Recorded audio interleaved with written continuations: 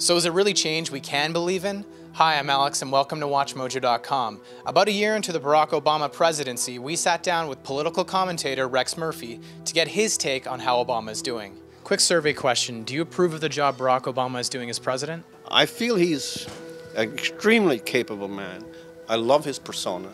I think his style is something that all of us can admire.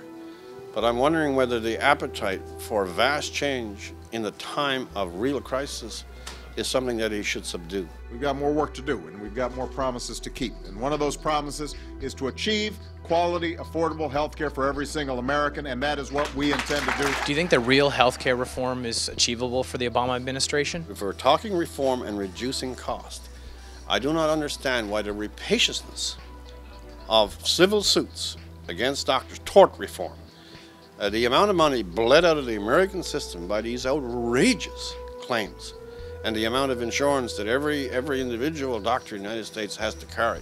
This is an outstanding scandal. They want this to go away. They want tort reform because they don't want to pay when their drug kills somebody. A serious effort at reform would also include the litigiousness that is devouring a fair part of the energy of the American healthcare. Why is he not dealing with that?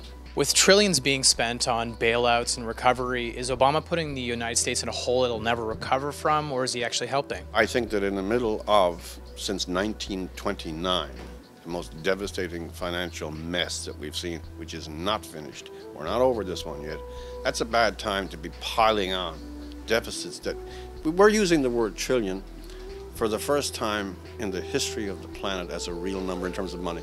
I see deficits that are being talked about in the States that in 10 years, deficits, not debt, that will reach 86.6% of the gross national product.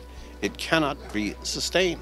The opposing movements, the Tea Partiers, the infatuation with Sarah Palin, what does that say about America? This mildly populist phenomenon that started to show up over the summer, some of it is fed by the Republican machine, no question about it.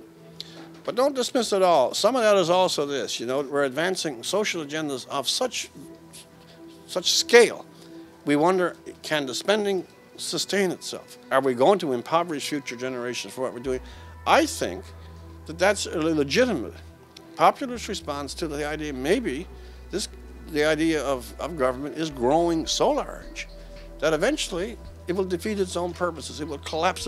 I think they're afraid that they'll lose their government.